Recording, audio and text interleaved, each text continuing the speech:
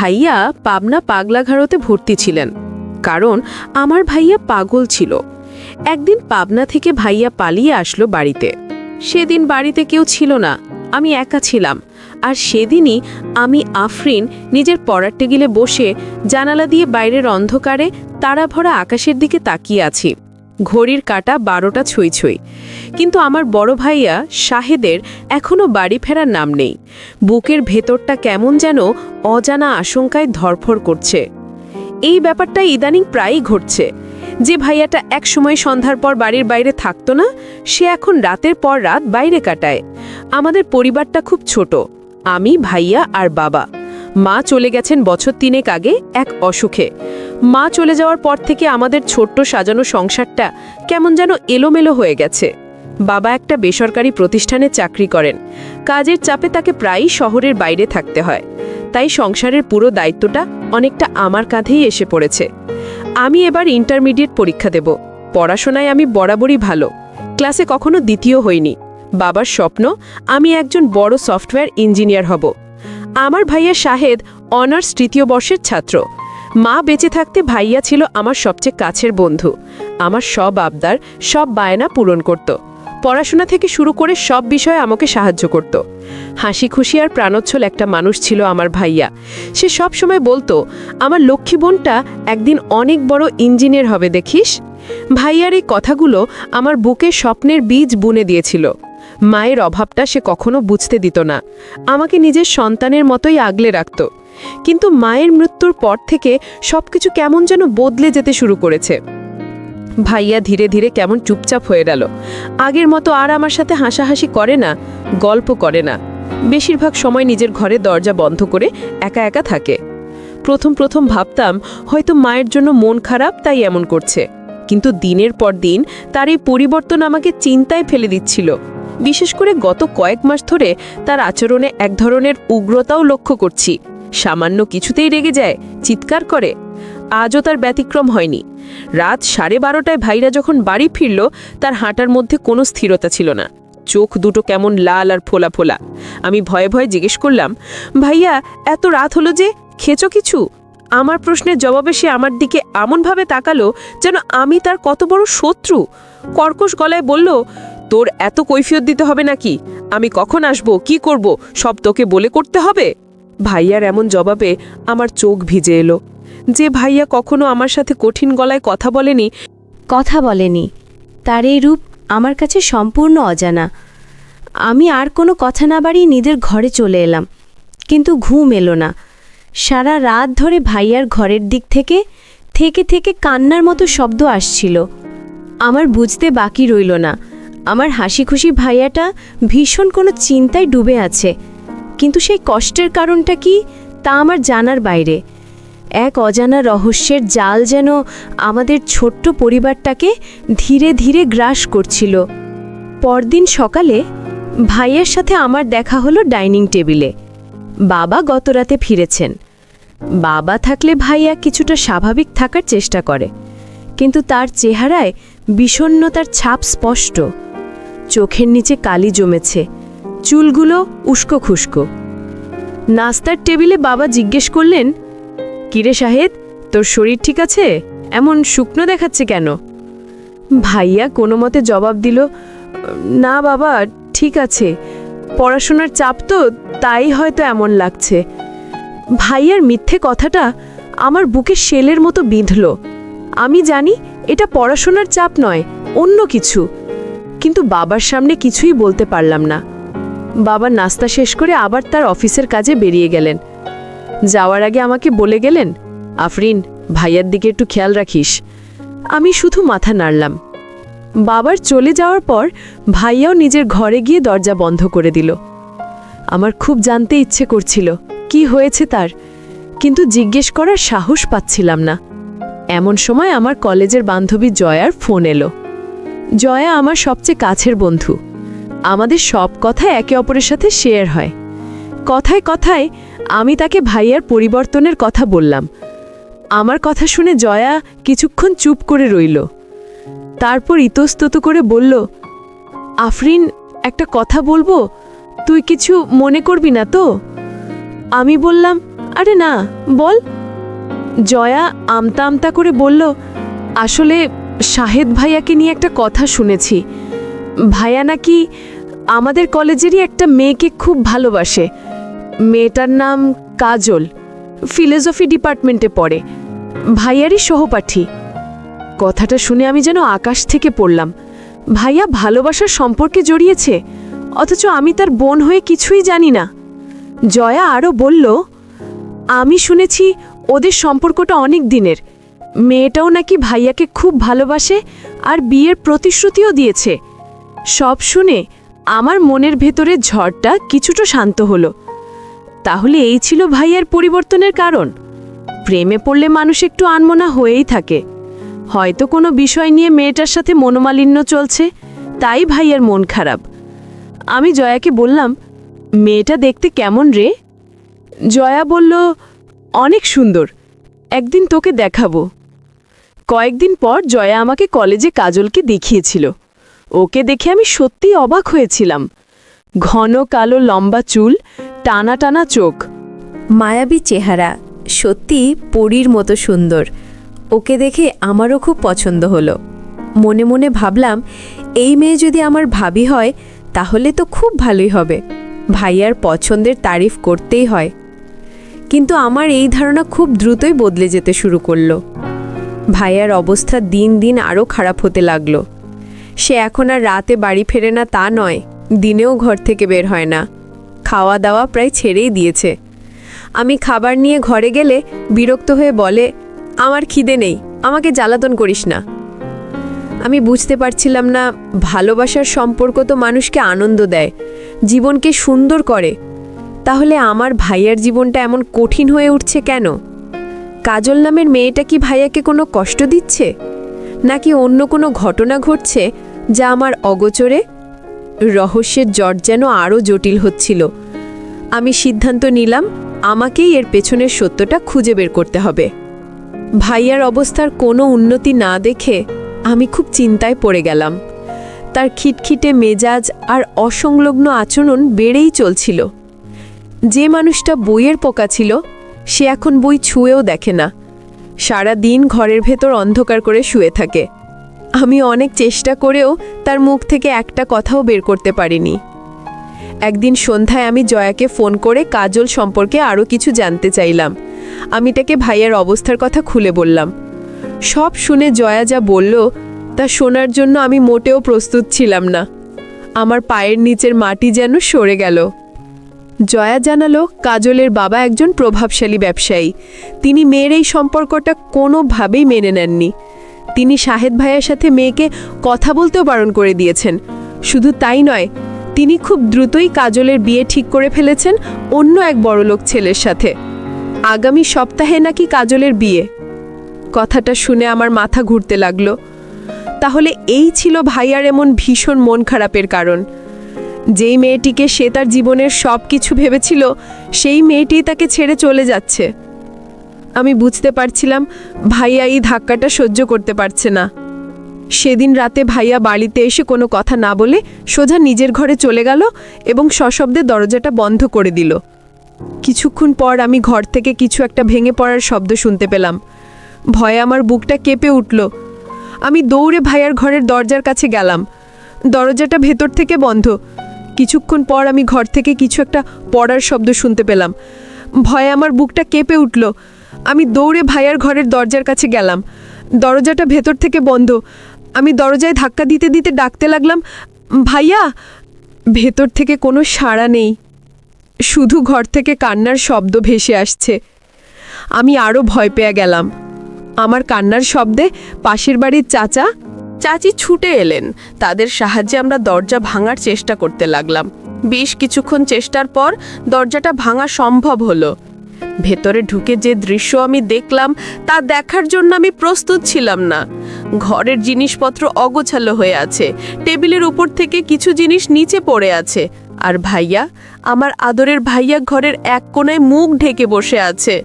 তার চেহারা একদম ফ্যাকাশে হয়ে আছে এবং সে হতবিভল্ল দৃষ্টিতে তাকিয়ে আছে। সে দুই হাতে মুখ ঢেকে কাঁদছে। এই দৃশ্য দেখে আমার নিজের চোখের পানি আর ধরে রাখতে পারলাম না। আমি ছুটে গিয়ে ভাইয়াতে জড়িয়ে ধরলাম। বললাম, ভাইয়া এ কি করছিস তুই? একটা মেয়ের জন্য এভাবে নিজেকে কষ্ট দিবি? ভাইয়া আমার দিকে তাকিয়ে একটা ক্লান্তির হাসি হাসল। সে হতাশ গলায় বলল, সব শেষ হয়ে গেল রে আফরিন। কাজল আমাকে ছেড়ে চলে গেল। ওর বাবা জোর করে ওর বিয়ে দিয়ে দিচ্ছে। আমি তাকে সান্ত্বনা দেওয়ার চেষ্টা করে বললাম, যে তোমাকে বোঝেনি তার জন্য কষ্ট পেয়ে লাভ নেই ভাইয়া। তুমি ওকে ভুলে যাও, দেখবে তোমার জন্য ওর চেয়েও অনেক ভালো মেয়ে আসবে। ভাইয়া একটা অদ্ভুত হাসি দিয়ে বলল, ভুলে যাব? কিভাবে ভুলবো? আমার মনটা তো আমি ওকে দিয়েই ফেলেছি।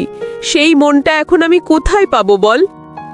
ভাইয়ার কথা শুনে আমার বলার আর কোনো ভাষা ছিল না। আমি শুধু নীরবে কাঁদছিলাম আর ভাবছিলাম, ভালোবাসা মানুষকে এতটা অসহায় করে দিতে পারে? আমার ভাইয়ার জীবনের সামনে এখন কেবলই এক গভীর অন্ধকার। সেই অন্ধকার থেকে আমি তাকে কিভাবে ফিরিয়ে আনবো তা আমার জানা ছিল না। কাজলের বিয়ে দিন ঘনিয়ে আসার সাথে সাথে ভাইয়ার মানসিক অবস্থা দ্রুত খারাপের দিকে যেতে লাগলো। সে এখন আর বাস্তবতা আর কল্পনার মধ্যে পার্থক্য করতে পারছিল না। বেশিরভাগ সময় বিড়বিড় করে কাজলের সাথে কথা বলতো, যেন কাজল তার সামনেই বসে আছে। কখনো হাসতো, আবার পরক্ষণেই অঝরে কাঁদতো। খাওয়া দাওয়া তো পুরোপুরি বন্ধ। জোর করে কিছু খাওয়াতে গেলে থালা বাসন ছুঁড়ে ফেলে দিত। তার শরীরটা ভেঙে একদম অর্ধেক হয়ে গিয়েছিল। কাজলের বিয়ের আগের রাতে ঘটল সবচেয়ে ভয়ানক ঘটনাটা। রাত তখন প্রায় 2টো বাজে। আমি ঘুমোতে পারছিলাম না। ভাইয়ার চিন্তায় বিছানায় এপাশ ওপাশ করছিলাম। হঠাৎ বাইরে থেকে দরজায় জোরে ধাক্কার শব্দে আমি আটকে উঠলাম। মনে হলো কেউ যেন অনেক শক্তি দিয়ে দরজায় আঘাত করছে। ভয়ে আমার শরীর ঠান্ডা হয়ে গেল। আমাদের বাড়িতে তো কোনো শত্রু নেই, তাহলে কে হতে পারে? আমি ভয় ভয়ে কাঁপা কাঁপা পায়ে এগিয়ে গিয়ে জানালার পর্দাটা সামান্য ফাঁক করে বাইরে তাকালাম। যা দেখলাম তাতে আমার রক্ত হিম হয়ে গেল। আমার নিজের ভাইয়া আমাদের বসার ঘরের দরজায় ঝরে ধাক্কা দিচ্ছে, অথচ দরজাটা খোলাই ছিল, শুধু ভেতরের ছিটকিনিটা লাগানো ছিল না। আমি বুঝতে পারছিলাম না দরজা থাকতেও ভাইয়া কেন এমন করছে। তার চোখে মুখে এক ধরনের অস্বাভাবিক উত্তেজনা। আমি ভয়ে তার কাছে যেতে পারছিলাম না, কিন্তু এভাবে চলতে থাকলে তো সে দরজাটাই ভেঙে ফেলবে। আমি সাহস সঞ্চয় করে দরজাটা খুলে বাইরে গেলাম। কাপা গলায় বললাম, ভাইয়া কি হয়েছে তোমার? দরজা তো খোলাই আছে, তুমি কেন ভাঙার চেষ্টা করছো? আমার কথা শুনে ভাইয়া ঘুরে আমার দিকে তাকালো। তার চোখ দুটো অস্বাভাবিক লাল। সে আমার দিকে তাকিয়ে হাসলো, তারপর বলল, এই তো আমার কাজল এসে গেছে, আমি জানতাম তুমি আসবে। ভাইয়ার কথা শুনে আমার মাথায় যেন আকাশ ভেঙে পড়ল। সে মানসিকভাবে এতটাই ভেঙে পড়েছে যে এখন আমাকেও চিনতে পারছে না। আমাকেই সে কাজল মনে করছে। আমি হতভম্ব হয়ে তার দিকে তাকিয়ে রইলাম। সে এগিয়ে এসে বলল, কাজল তুমি এসেছো? চলো আমরা ভেতরে গিয়ে বসি। বাবা তোমাকে খুব বকেছে তাই না? চিন্তা করো না, আমি আছি তো। আমি তাকে বোঝানোর চেষ্টা করে বললাম, ভাইয়া আমি কাজল নই, আমি তোমার ছোট বোন আফরিন। তুমি আমাকে চিনতে পারছো না? আমার কথা শুনে সে যেন আরও রেগে গেল। ভাইয়া বলল, মিথ্যে কথা, তুই আফরিন না, তুই কাজল। তুই আমার সাথে নাটক করছিস। তুই কেন এখানে এলি? দূর হয়ে যা এখান থেকে, এক্ষুনি বের হয়ে যা। তার কথাই আমি বুঝলাম ভাইয়া আর স্বাভাবিক নেই। তার মানসিক অবস্থা খারাপ হয়ে গেছে। তার মানসিক ভারসাম্য পুরোপুরি নষ্ট হয়ে গেছে। এই মুহূর্তে তাকে একা সামলানো আমার পক্ষে সম্ভব নয়। আমি দৌড়ে নিজের ঘরে গিয়ে বাবাকে ফোন করলাম। বাবা তখন অফিসের কাজে অন্য শহরে। আমি কাঁদতে কাঁদতে বাবাকে সব ঘটনা খুলে বললাম। বাবা সব শুনে কিছুক্ষণ চুপ করে রইলেন, তারপর হতাশ গলায় বললেন, একটা মেয়ের জন্য ছেলেটা মানসিকভাবে এতটা অসুস্থ হয়ে গেল। আমি ওর কষ্টটা আগে বুঝতে পারিনি। আমি বাবাকে বললাম, বাবা এখন এসব বলে লাভ নেই, ভাইয়ার চিকিৎসার ব্যবস্থা করতে হবে। তুমি যত তাড়াতাড়ি পারো বাড়ি চলে এসো, নইলে সামনে সমস্যা আরও বাড়বে। আমি একা সামলাতে পারছি না। বাবা আমাকে আশ্বাস দিলেন যে তিনি পরদিন সকালেই রওনা দেবেন। আমি ফোনটা রেখে অসহায়ভাবে ভাইয়ার দিকে তাকিয়ে রইলাম। আমার সেই প্রাণ উচ্ছল হাসি খুশি ভাইয়াটা চোখের সামনে একটু একটু করে হারিয়ে যাচ্ছে এক গভীর অন্ধকারে। আর আমি কিছুই করতে পারছি না। পরদিন সকালে বাবা বাড়ি ফিরে এলেন। ভাইয়ার অবস্থা দেখে তিনি একেবারে ভেঙে পড়লেন। সারাদিন ধরে ভাইয়ার একই অবস্থা।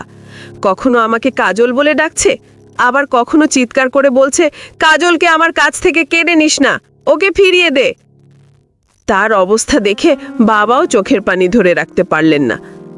আমি বাবাকে বললাম, বাবা, ভাইয়াকে দ্রুত একজন ভালো মনোরোগ বিশেষজ্ঞের কাছে নিয়ে যেতে হবে।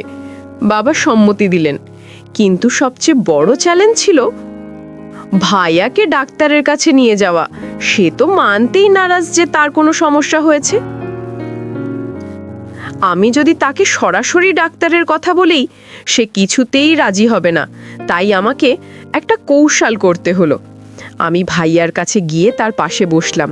খুব নরম গলায় বললাম, ভাইয়া, তুমি কি তোমার কাজলের সাথে দেখা করতে চাও? কথাটা শুনে ভাইয়া আমার দিকে তাকালো। তার চোখে আশার আলো।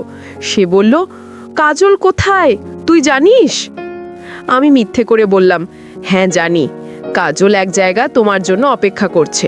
তুমি যদি আমার সাথে চলো তাহলেই তার সাথে দেখা করতে পারবে। ভাইয়া শিশুর মতো সরল বিশ্বাসে আমার কথা বিশ্বাস করে নিল। সে উত্তেজিত হয়ে বলল, সত্যি বলছিস? তাহলে চল, আমরা এখনই যাই। আমি বললাম, হ্যাঁ সত্যি বলছি, তুমি আগে ভালো করে তৈরি হয়ে নাও, তারপর আমরা যাব। আমার কথা মতো ভাইয়া কোনো ঝামেলা না করে তৈরি হয়ে নিল। আমি আর বাবা তাকে নিয়ে শহরের সবচেয়ে নামকরা মনোরোগ বিশেষজ্ঞ ডক্টর আশরাফ চৌধুরীর চেম্বারের দিকে রওনা হলাম। পুরো রাস্তা ভাইয়া বারবার জিজ্ঞেস করছিল, কাজলের কাছে পৌঁছাতে আর কতক্ষণ লাগবে? আমি তাকে নানা কথায় ভুলিয়ে রাখছিলাম। চেম্বারে গিয়ে দেখি অনেক ভিড়। আমরা সিরিয়াল দিয়ে অপেক্ষা করতে লাগলাম। প্রায় 1 ঘন্টা পর আমাদের ডাক পড়ল। আমি আর বাবা ভাইয়াকে নিয়ে চেম্বারের ভেতরে ঢুকলাম। ডক্টর আশরাফ সাহেব খুব মনোযোগ দিয়ে ভাইয়াকে দেখছিলেন। ভাইয়ার উদ্ভ্রান্ত চেহারা, অসংলগ্ন কথাবার্তা আর অস্থির আচরণ দেখেই তিনি হয়তো তার অবস্থাটা কিছুটা আঁচ করে ফেলেছিলেন। তিনি আমাকে জিজ্ঞেস করলেন, উনি আপনার কে হন? আমি বললাম, আমার বড় ভাই। ডাক্তার বললেন, তার এই অবস্থা কতদিন ধরে? আমি জানালাম, আনুষ্ঠানিকভাবে বলতে গেলে প্রায় 2 মাস, তবে দিন দিন খারাপ হচ্ছে। ডাক্তার কিছুটা ধমকের সুরেই বললেন, তাহলে এতদিন পর নিয়ে এসেছো কেন? মানসিক রোগকে আপনারা এত অবহেলা করেন কেন? আমি নিচু গলায় বললাম, স্যার, ও তো আসতে চাইতো না, আজ একটা কৌশল করে নিয়ে এসেছি। ডাক্তার সাহেব এরপর ভাইয়ার সাথে কথা বলার চেষ্টা করলেন। তিনি নানা প্রশ্ন করতে লাগলেন, কিন্তু ভাইয়া কোনোটারই ঠিকঠাক উত্তর দিচ্ছিল না। সে বারবার শুধু বলছিল, আমাকে আমার কাজলের কাছে নিয়ে চলুন, ও আমার জন্য অপেক্ষা করছে। সব দেখে এবং আমাদের কাছ থেকে সব ইতিহাস শুনে ডাক্তার সাহেব বাবাকে বললেন, দেখুন, আপনার ছেলের অবস্থা বেশ জটিল। একে মানসিক অসুস্থতা বলা যেতে পারে। তীব্র মানসিক আঘাত থেকে ওর এই অবস্থা হয়েছে। ওকে সম্পূর্ণ সুস্থ করতে হলে কিছুদিন আমাদের স্বাস্থ্যকেন্দ্রে থাকতে হবে। ডাক্তারের কথা শুনে আমাদের মাথায় যেন বাজ পড়ল। হাসপাতাল? ডাক্তার আমাদের অবস্থা বুঝতে পেরে বললেন, ভয় পাবেন না, সেখানে সে নিরাপদে থাকবে এবং সঠিক চিকিৎসা পাবে। তার ব্রেনে যে রাসায়নিক ভারসাম্যহীনতা তৈরি হয়েছে তা ওষুধের মাধ্যমে এবং সাইকোথেরাপির মাধ্যমে ঠিক করতে হবে। যখন তার অবস্থার একটু উন্নতি হবে তখন তাকে বাড়িতে পাঠিয়ে দেওয়া হবে। কিন্তু এখন যদি আপনারা তাকে বাড়িতে নিয়ে যান তাহলে তার আচরণ অনিশ্চিত হতে পারে এবং পরিস্থিতি জটিল হতে পারে, কারণ মানসিকভাবে সে এখন খুবই দুর্বল এবং তার আচরণ অনিশ্চিত। কিন্তু ভাইয়া কিছুতেই সেখানে থাকতে রাজি হলো না। সে চিৎকার করে বলতে লাগলো, আমার কিচ্ছু হয়নি, আমি সুস্থ আছি, আমি আমার কাজলের কাছে যাব, তোমরা আমাকে এখানে আটকে রাখতে পারো না। তার এমন অবস্থা দেখে ডাক্তার সাহেবও চিন্তিত হয়ে পড়লেন। তিনি বললেন, ওর ইচ্ছার বিরুদ্ধে জোর করে রাখা কঠিন হবে, কিন্তু এটাই ওর জন্য সবচেয়ে ভালো হতো। অনেক বোঝানোর পর ডাক্তার তাকে হাসপাতালে ভর্তির ব্যবস্থা করে দিলেন। ভাইয়াকে যখন বর্ডের দিকে নিয়ে যাওয়া হচ্ছিল, সে আমার দিকে এমন অসহায়ভাবে পাকাচ্ছিল যেন আমি তাকে এক গভীর খাদে ফেলে দিয়ে আসছি। আমার বুকটা ফেটে যাচ্ছিল, কিন্তু ভাইয়ার ভালোর জন্য এই কঠিন সিদ্ধান্তটা আমাদের নিতেই হলো। ভাইয়াকে হাসপাতালে রেখে আমি আর বাবা ভারাক্রান্ত মন নিয়ে বাড়ি ফিরে এলাম। পুরো বাড়িটা কেমন যেন ফাঁকা ফাঁকা লাগছিল। ভাইয়ার শূন্য ঘরটার দিকে তাকিয়ে আমার বুকের ভেতরটা হাহাকার করে উঠল। যে ভাইয়াকে ছাড়া আমি এক মুহূর্ত থাকতে পারতাম না, তাকেই আজ এক অচেনা জায়গায় রেখে আসতে হয়েছে। সারা দিন ধরে ভাইয়ার অসহায় মুখটা আমার চোখের সামনে ভাসছিল। আমি নিজের রুমে শুয়ে শুয়ে ভাইয়ার কথা চিন্তা করছিলাম। রাত বাড়তে লাগলো। চারদিক যখন নিস্তব্ধ, রাত যখন প্রায় 12টা বাজে, ঠিক তখনই আমার ঘরের দরজায় কেউ জোরে জোরে ধাক্কা দিতে শুরু করলো। প্রথমে আমি ভেবেছিলাম হয়তো হাওয়ায় দরজাটা নড়ছে, কিন্তু ধাক্কার শব্দ ক্রমশ বাড়তে লাগলো। আমার কিছুটা ভয় ভয় করতে লাগলো। এত রাতে কে হতে পারে? আমি ভয়ে ভয়ে দরজাটা খুলতেই দেখি আমার সামনে ভাইয়া দাঁড়িয়ে আছে। তার চুল উস্কো খুস্কো, জামা কাপড় ময়লা, আর চোখ দুটো জলজল করছে। আমি তাকে দেখে যতটা না অবাক হলাম, তার চেয়ে বেশি ভয় পেলাম। তাহলে কি ভাইয়া হাসপাতাল থেকে পালিয়ে এসেছে? এটা কিভাবে সম্ভব? আমি কাঁপা কাঁপা গলায় জিজ্ঞেস করলাম, ভাইয়া তুই এখানে কিভাবে? তুই না হাসপাতালে ছিলি? ভাইয়া আমার প্রশ্নের কোনো জবাব না দিয়ে আমাকে ধাক্কা দিয়ে ঘরের ভেতরে ঢুকে গেল। তারপর সারা ঘর পাগলের মতো কিছু একটা খুঁজতে লাগলো। সে ঘরের সব কিছু অগোছালো করে ফেলছিল আর বলছিল, কোথায় সে? কাজলকে কোথায় লুকিয়ে রেখেছিস তোরা? বের কর ওকে। কিং কর্তব্য বিমূঢ় হয়ে দাঁড়িয়ে রইলাম। অনন্য পায় হয়ে আমি ডাক্তারের দেওয়া ফোন নম্বরে কল করলাম। ফোনটা ধরলেন একজন নার্স। আমি তাকে আমার পরিচয় দিয়ে জিজ্ঞেস করলাম, আমার ভাইয়া আর শাহেদ কিভাবে বাড়িতে চলে আসলো। তিনি যা বললেন তা শুনে আমি আরও হতাশ হলাম। তিনি জানালেন, আপনার ভাইয়াকে এখানে কোনোভাবেই রাখা যাচ্ছিল না। সে ভর্তির পর থেকেই প্রচণ্ড ভাঙচুর আর চিৎকার করছিল। বারবার বলছিল, আমি সুস্থ আছি, আমাকে ছেড়ে দিন, আমি বাড়ি যাব। সে কারো কোনো কথা না শুনেই সন্ধ্যার পর হাসপাতালের নিরাপত্তা রক্ষীদের চোখ এড়িয়ে পালিয়ে গেছে। আমরা অনেক খুঁজেও তাকে পাইনি। তবে আপনার ভাইয়ার সমস্যাটা নিয়ন্ত্রণের বাইরে নয়। সে নিজেকে চিনতে পারে, নিজের নাম ঠিকানা বলতে পারে। তাই আমরা তাকে জোর করে বেঁধে রাখতে পারিনি, কারণ তাতে তার অবস্থা আরও খারাপ হতে পারত। আমি ডাক্তার আশরাক সাহেবের সাথে কথা বলতে চাইলাম। তিনি তখন হাসপাতালে ছিলেন না। নার্স আমাকে তার ব্যক্তিগত নম্বর দিলেন। আমি ডাক্তার সাহেবকে ফোন করে সবটা খুলে বললাম। তিনি সব শুনে বললেন, আমি এটা আশঙ্কা করেছিলাম, ওর মনের জোর খুব বেশি। ঠিক আছে, যা হবার হয়েছে, এখন ওকে বাড়িতেই রাখতে হবে, কিন্তু খুব সাবধানে। তিনি আরও বললেন, এখন আমি তোমার ভাইয়ের জন্য কিছু নতুন পরামর্শ দিচ্ছি, মন দিয়ে শোনো। এখন থেকে সে যেটা ভালো মনে করে তাকে আপাতত সেটাই করতে দিও। তার ইচ্ছার বিরুদ্ধে কোনো কাজ করো না এবং তার কোনো কথার অবাধ্য হয়েও না।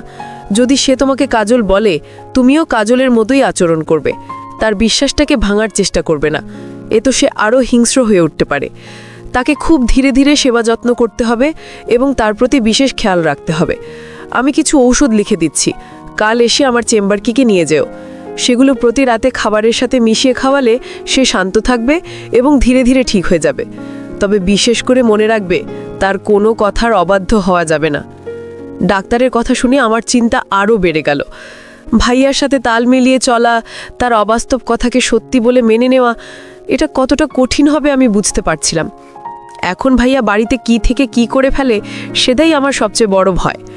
ভাইয়া সেদিন সারা ঘর তছনছ করে ক্লান্ত হয়ে আমাকে বলল, তুই কাজলকে কোথা লুকিয়ে রেখেছিস? সত্যি করে বল, নইলে আমি খুবই রেগে যাব। ডাক্তারের কথা মনে করে আমি খুব শান্তভাবে বললাম, কাজল তো এখন তার বাড়িতে ঘুমাচ্ছে, কাল সকালে তোমার সাথে দেখা করতে আসবে। তুমি এখন তোমার রুমে গিয়ে শান্ত হয়ে ঘুমাও। কিন্তু সে আমার কথা শুনল না। জেদ ধরে বলল, আমি আমার রুমে ঘুমাবো না, আমি এই বাড়ির উঠোনে ঘুমাবো। কাজল না আসা পর্যন্ত আমি ঘরে ঢুকবো না। তার এমন পাগলামি দেখে আমি ভয় পেয়ে গেলাম। এখন আমি কি করব? ভাইয়ার জেদের কাছে আমাকে হার মানতে হলো। আমি যদি তাকে জোর করে ঘরে ঢোকানোর চেষ্টা করতাম, তাহলে হয়তো সে আরও ভয়ঙ্কর কিছু করে বসত। আমি তাকে অনেক বুঝিয়ে সুঝিয়ে শেষ পর্যন্ত আমার ঘরে নিয়ে আসতে সক্ষম হলাম। আমি তাকে বললাম, ঠিক আছে কাজল, কাল আসবে, তুমি বরং আমার ঘরেই আজকে রাতটা থাকো, আমি তোমার জন্য বিছানা করে দিচ্ছি। ভাইয়া কেমন ঘড়ির মধ্যে ছিল। সে কোনো কথা না বলে আমার ঘরে এসে আমার বিছানায় শুয়ে পড়ল। তার চোখের দিকে তাকিয়ে আমার খুব মায়া হচ্ছিল। এক সময়ে সেই তেজোদ্দীপ্ত বুদ্ধিমান ভাইয়াটা আজ কেমন অসহায় হয়ে পড়েছে। ভাইয়া যখন গভীর ঘুমে অচেতন, তখন আমি খুব সাবধানে ঘর থেকে বেরিয়ে এলাম। বাবার রুমে গিয়ে দরজাটা ভেতর থেকে বন্ধ করে দিলাম, কারণ ভাইয়ার মানসিক অবস্থা ঠিক না থাকায় তার পাশে একা থাকাটা আমি কোনোভাবেই নিরাপদ মনে করিনি। বাবা সেদিন বাড়িতে ছিলেন না, অফিসের কাজে আবার শহরে যেতে হয়েছিল। তাই বাড়িতে আমি একা, আর আমার সাথে আছে আমার মানসিকভাবে অসুস্থ ভাই। সারা রাত আমার এক ফোঁটাও ঘুম এলো না। অজানা ভয়ে আমার বুকটা কাঁপছিল। পরদিন সকালে ভাইয়া ঘুম থেকে উঠে আমাকে তার সামনে দেখতে পেয়েই উজ্জ্বল মুখে বলে উঠল, কাজল, তুমি এখানে কখন এলে? আমি প্রথমে বলতে গিয়েছিলাম, ভাইয়া, আমি কাজল নই, আমি তোমার ছোট বোন আফরিন। কিন্তু ঠিক সেই মুহূর্তে আমার ডাক্তারের কথাটা মনে পড়ে গেল। তিনি বলেছিলেন ভাইয়া যা বলবে তার সাথে তাল মিলিয়ে চলতে। তাই আমি তার বিশ্বাসটা ভাঙতে চাইলাম না। আমি কষ্ট চেপে একটা মেকি হাসি দিয়ে তার কথার সাথে সাই দিয়ে বললাম, হ্যাঁ, আমি এখানেই আছি, তোমার আগেই ঘুম ভেঙেছে। আমার কথা শুনে ভাইয়া যেন খুব খুশি হলো। সে চুপ করে আমার দিকে তাকিয়ে রইল। তার সেই দৃষ্টি আমার জন্য সহ্য করা খুব কঠিন ছিল। সে আমার মধ্যে তার ভালোবাসার মানুষকে খুঁজছে, আর আমি অসহায়ভাবে সেই অভিনয় করে যাচ্ছি। সেদিন আমি শহরে গিয়ে ডাক্তারের চেম্বার থেকে ভাইয়ার জন্য ওষুধ নিয়ে আসলাম। ডাক্তার সাহেব আমাকে খুব ভালোভাবে বুঝিয়ে দিলেন কিভাবে ওষুধগুলো খাওয়াতে হবে আর ভাইয়ার সাথে কেমন আচরণ করতে হবে। বাড়ি ফিরে আমি নতুন এক সংগ্রামে নামলাম। এখন আমার দিন শুরু হতো ভাইয়াকে দিয়ে, আর শেষও হতো তাকে দিয়ে। ডাক্তার যেভাবে বলেছিলেন ঠিক সেভাবেই আমি ভাইয়ার খেয়াল রাখছিলাম। ঔষধগুলো খুব সাবধানে তার খাবারের সাথে মিশিয়ে দিতাম। তাকে নিয়মিত খাওয়ানো, সময় মতো ঘুমানোর ব্যবস্থা করা এবং সে যেন কোনোভাবেই বাইরে একা যেতে না পারে সেদিকে কড়া নজর রাখতাম। ভাইয়া বেশিরভাগ সময় আমাকে কাজল বলেই ডাকত। সে আমার সাথে তার আর কাজলের নানা স্মৃতি নিয়ে কথা বলতো। নীরবে সব শুনতাম আর হ্যাঁ সূচক জবাব দিতাম। মাঝে মাঝে সে এমন সব আবদার করত যা রাখা কঠিন। একদিন সে বলল, কাজল, চলো আমরা আজকেই বিয়ে করে ফেলি, তাহলে তোমার বাবা আর তোমাকে আমার কাছ থেকে কেড়ে নিতে পারবে না। তার এই কথা শুনে আমার বুকের ভেতরটা কেঁপে উঠেছিল। আমি কি বলবো বুঝতে পারছিলাম না। আমি তখন তাকে বুঝিয়ে বললাম, বিয়ে তো করবই, কিন্তু তার আগে তোমাকে তো পুরোপুরি সুস্থ হতে হবে। দেখো, তোমার শরীরটা কত দুর্বল হয়ে গেছে। তুমি আগে ঠিকমতো খাওয়া দাওয়া করো, তারপর আমরা বিয়ের কথা ভাবব। আমার কথাগুলো সে শিশুর মতো বিশ্বাস করত। আমার অভিনয় ধীরে ধীরে নিখুঁত হচ্ছিল। আমি তার সামনে তার কল্পনার কাজল হয়ে উঠেছিলাম। আমার নিজের সত্তা, আমার পরিচয় সবকিছু যেন হারিয়ে যাচ্ছিল। আমার পড়াশোনা, আমার স্বপ্ন সবকিছু থেমে গিয়েছিল। আমার পৃথিবীটা এখন শুধু আমার অসুস্থ ভাইয়াকে কেন্দ্র করেই ঘুরছিল। কষ্ট হলেও আমার মনে একটাই আশা ছিল, একদিন আমার ভাইয়া সুস্থ হয়ে উঠবে এবং আমাকে কাজল নয় আফরিন বলে ডাকবে। সেই দিনটার অপেক্ষায় আমি আমার সবটুকু দিয়ে লড়ে যাচ্ছিলাম। ডাক্তারের দেওয়া ঔষধ আর আমার নির্লস সেবা যত্নে ভাইয়ার অবস্থা ধীরে ধীরে উন্নতি হতে শুরু করলো। তার উগ্রতা এবং ভাঙচুরের প্রবণতা অনেকটাই কমে এলো। এখন সে আগের মতো অতটা চিৎকার চেঁচামেচি করে না। বেশিরভাগ সময় শান্ত হয়ে বসে থাকে। তবে এখনও সে আমাকে কাজল বলেই ডাকে আর ঘোরের মধ্যেই থাকে। একদিন সকালে ভাইয়া আমাকে বলল, কাজল, আমার কলেজে যেতে খুব ইচ্ছে করছে, কতদিন যাই না, আমাকে একটু কলেজে নিয়ে যাবি? তার এই কথায় আমি কিছুটা অবাক হলাম, আবার খুশিও হলাম, কারণ এই প্রথম সে নিজে থেকে ঘরের বাইরে যাওয়ার ইচ্ছা প্রকাশ করলো। আমি ভাবলাম হয়তো পুরনো জায়গায় গেলে তার স্মৃতিগুলো কিছুটা নাড়া খাবে এবং তার সুস্থ হওয়ার প্রক্রিয়াটা ত্বরান্বিত হবে। আমি রাজি হয়ে বললাম, অবশ্যই নিয়ে যাব, তুমি তৈরি হয়ে নাও। তারপর আমি ভাইয়াকে নিয়ে আমাদের কলেজের দিকে রওনা হলাম। ভাইয়া রিকশায় বসে বাইরের পৃথিবীর দিকে অবাক দৃষ্টিতে তাকাচ্ছিল, যেন বহুদিন পর সে সবকিছু নতুন করে দেখছে। আমরা কলেজের গেটের সামনে গিয়ে নামলাম। ভাইয়া কলেজের বিশাল বিল্ডিংটার দিকে অপলক দৃষ্টিতে তাকিয়ে রইল। তার চোখ দুটো ছলছল করছিল। সে কোনো কথা না বলে ভিড় পায়ে ক্যাম্পাসের ভেতরে হাঁটতে শুরু করলো। আমি তার পেছন পেছন হাঁটছিলাম। সে ফিলসফি ডিপার্টমেন্টের সামনে গিয়ে দাঁড়ালো। যে ক্লাসরুমে সে আর কাজল একসাথে ক্লাস করত, সেই রুমের সামনে গিয়ে সে থমকে গেল। তার চোখ দিয়ে টপ টপ করে পানি ঝরতে লাগলো। আমি দেখে অবাক হয়েছিলাম। একটা মানুষকে কতটা ভালোবাসলে একজন ছেলের চোখ দিয়ে এভাবে অঝরে পানি পড়তে পারে। পুরুষ মানুষ তো সহজে কাঁদে না। আমার ভাইয়ার কষ্টটা ছিল পাহাড়ের মতো ভারী। তার নীরব কান্না দেখে আমার নিজেরও খুব কষ্ট হচ্ছিল। সে হয়তো তার আর কাজলের কাটানো সুন্দর মুহূর্তগুলো মনে করছিল। বেশ কিছুক্ষণ সেখানে দাঁড়িয়ে থাকার পর ভাইয়া ঘুরে দাঁড়ালো। সে আমাকে বলল, চলো বাড়ি ফিরে যাই, এখানে আমার দম বন্ধ হয়ে আসছে। আমি আর কোনো কথা না বাড়িয়ে তাকে নিয়ে বাড়ির দিকে রওনা হলাম। সেদিন বাড়ি ফেরার পর থেকে ভাইয়া আরও চুপচাপ হয়ে গেল। তবে তার এই চুপ থাকার মধ্যে আগের মতো উগ্রতা ছিল না, ছিল এক ধরনের গভীর বিষণ্ণতা। সে এখন আর আমাকে সারাক্ষণ কাজল বলে ডাকত না। মাঝে মাঝে আমার দিকে এমনভাবে তাকাতো যেন সে আমাকে চেনার চেষ্টা করছে। ঔষধগুলো নিয়মিত চলছিল। আমি তার পছন্দের খাবার রান্না করে দিতাম, তার সাথে বসে পুরনো দিনের গল্প করতাম, আমাদের ছোটবেলার কথা বলতাম। আমি চেষ্টা করতাম তাকে বাস্তব জগতে ফিরিয়ে আনার। একদিন রাতে আমি ভাইয়ার জন্য খাবার নিয়ে তার ঘরে গেলাম। সে খাটে বসে শূন্য দৃষ্টিতে দেয়ালের দিকে তাকিয়েছিল। আমি তার পাশে বসে বললাম, ভাইয়া খেয়ে নাও। আমি খেয়াল করিনি যে আমি তাকে ভাইয়া বলে ডেকেছি, প্রতিদিনের মতো তুমি না বলে। আমার ডাক শুনে সে চমকে আমার দিকে তাকালো। তার চোখে এক অদ্ভুত দৃষ্টি। সে আমার দিকে কিছুক্ষণ তাকিয়ে থেকে খুব ক্ষীণ কাঁপা কাঁপা গলায় জিজ্ঞেস করলো, তুই তুই আমাকে কি বলে ডাকলি? আমি ভয় পেয়ে গেলাম। ভাবলাম হয়তো সে আবার রেগে যাবে। আমি চুপ করে রইলাম। সে আবার জিজ্ঞেস করলো, তুই কি আমাকে ভাইয়া বলেছিস? আমি ভয়ে ভয়ে মাথা নাড়লাম। আমার উত্তর শুনে সে হাউমাউ করে কেঁদে উঠল। সে আমাকে বলল, আফরিন আমার বোন, তুই ফিরে এসেছিস। তার মুখে আফরিন নামটা শুনে আমার সারা শরীর দিয়ে যেন একটা বিদ্যুতের স্রোত বয়ে গেল। আমার চোখ দিয়েও আনন্দশ্রু গড়িয়ে পড়ল। তাহলে কি আমার ভাইয়া সুস্থ হয়ে উঠছে? সে কি আমাকে চিনতে পেরেছে? আমি হু হয়ে তাকে জড়িয়ে ধরে বললাম, হ্যাঁ ভাইয়া, আমি তোমার আফরিন। আমি তো কোথাও যাইনি, আমি তোমার পাশেই ছিলাম। সেদিন রাতে অনেক দিন পর আমার ভাইয়া আমাকে আফরিন বলে ডেকেছিল। এটা ছিল আমার দীর্ঘ সংগ্রামের প্রথম এবং সবচেয়ে বড় জয়। আমি বুঝলাম ভোরের আলো ফুটতে আর বেশি দেরি নেই। সেই রাতের পর থেকে ভাইয়ার মধ্যে বিস্ময়কর পরিবর্তন আসতে শুরু করলো। সে ধীরে ধীরে বাস্তবতা আর কল্পনার জগৎ থেকে পুরোপুরি বেরিয়ে এলো। সে এখন আমাকে আমার নামেই ডাকে। তার স্মৃতি সম্পূর্ণ ফিরে এসেছে। সে বুঝতে পেরেছে যে গত কয়েক মাস ধরে তার সাথে কি ঘটেছে। একদিন সে আমাকে ডেকে তার পাশে বসালো। তার চোখে ছিল গভীর অপরাধবোধ আর কৃতজ্ঞতা।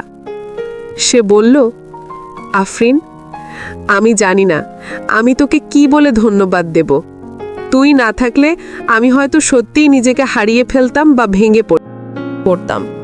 আমি তোকে যে পরিমাণ কষ্ট দিয়েছি তার জন্য আমাকে ক্ষমা করে দিস। আমি ভাইয়াকে বললাম, ছি ভাইয়া, এসব কি বলছো? তুমি আমার ভাই, তোমার জন্য এটুকু করব না? তুমি সুস্থ হয়ে গেছো, এটাই আমার কাছে সবচেয়ে বড় পাওয়া। ভাইয়া তার অসুস্থতার দিনগুলোর কথা মনে করে খুব লজ্জিত ছিল। সে আমাকে জিজ্ঞেস করেছিল। আমি তাকে সবকিছু বলিনি, শুধু বলেছিলাম যে সে খুব অসুস্থ ছিল। আমি চাইনি পুরনো স্মৃতিগুলো তাকে আবার কষ্ট দিক। বাবা বাড়ি ফিরে ভাইয়ার এই পরিবর্তন দেখে আনন্দে আত্মহারা হয়ে গেলেন। আমাদের ছোট্ট পরিবারে আবার যেন আগের শান্তি ফিরে এলো। আমরা আবার ডক্টর আশরাফ সাহেবের কাছে গেলাম। তিনি ভাইয়াকে দেখে এবং তার সাথে কথা বলে জানালেন যে শাহেদ এখন পুরোপুরি সুস্থ। তবে তাকে আরও কিছুদিন ঔষধ চালিয়ে যেতে হবে এবং নিয়মিত কাউন্সেলিং করতে হবে, যাতে ভবিষ্যতে এমন মানসিক বিপর্যয় আর না ঘটে। ভাইয়া আবার তার পড়াশোনা শুরু করেছে। সে এখন আগের চেয়ে অনেক বেশি পরিণত এবং শান্ত। সে তার অতীতকে পেছনে ফেলে নতুন করে জীবন শুরু করার চেষ্টা করছে। আমি আবার আমার পড়াশোনায় মনোযোগ দিয়েছি। আমাদের থেমে যাওয়া জীবনটা আবার চলতে শুরু করেছে। ভাইয়া এখন আমার আগের চেয়েও বেশি খেয়াল রাখে। সে হয়তো বুঝতে পেরেছে পৃথিবীতে রক্তের সম্পর্কের চেয়ে বড় আর কিছুই হতে পারে না। এই গল্পটি থেকে আমরা কয়েকটি গুরুত্বপূর্ণ বিষয় শিখতে পারি। প্রথমত, মানসিক স্বাস্থ্য শারীরিক স্বাস্থ্যের মতোই গুরুত্বপূর্ণ। মানসিক সমস্যার লজ্জার কোনো বিষয় নয়, এটি একটি রোগ এবং সঠিক চিকিৎসায় এটি সম্পূর্ণ নিরাময়যোগ্য। আমাদের সমাজে মানসিক রোগ নিয়ে যে ট্যাবু বা লজ্জাবোধ কাজ করে তা থেকে বেরিয়ে আসতে হবে। পরিবারের কারো মধ্যে মানসিক সমস্যার লক্ষণ দেখা দিলে তাকে অবহেলা না করে দ্রুত বিশেষজ্ঞের পরামর্শ নেওয়া উচিত। দ্বিতীয়ত, ভালোবাসা জীবনের একটি সুন্দর অংশ, কিন্তু আবেগ দিয়ে জীবন চলে না। কোনো সম্পর্কে জড়ানোর আগে একে অপরের পারিবারিক অবস্থা, বাস্তবতা এবং ভবিষ্যৎ সম্ভাবনা সম্পর্কে ভালোভাবে জেনে নেওয়া উচিত। এমন কোনো প্রতিশ্রুতি দেওয়া উচিত নয় যা পালন করা সম্ভব নয়। একটি ভুল সিদ্ধান্ত বা একটি ভেঙে যাওয়া সম্পর্ক একটি মানুষের জীবনকে কিভাবে এলোমেলো করে দিতে পারে, শাহেদের জীবন তার একটি বড় উদাহরণ। সবশেষে, পরিবারের ভূমিকা। যে কোনো বিপদে বা সংকটে পরিবারই আমাদের সবচেয়ে বড় আশ্রয়। শাহেদ হয়তো হারিয়ে যেত যদি না তার বোন আফরিন তার পাশে ছায়ার মতো থাকত। আফরিনের ধৈর্য, ভালোবাসা আর সেবা তাকে নতুন জীবন দিয়েছে। তাই আমাদের উচিত পরিবারের সদস্যদের প্রতি যত্নশীল হওয়া, তাদের মানসিক অবস্থা বোঝার চেষ্টা করা। আবেগ নয়, বিবেক দিয়ে জীবন পরিচালনা করলে অনেক অনাকাঙ্ক্ষিত বিপর্যয় এড়ানো সম্ভব। প্রতিটি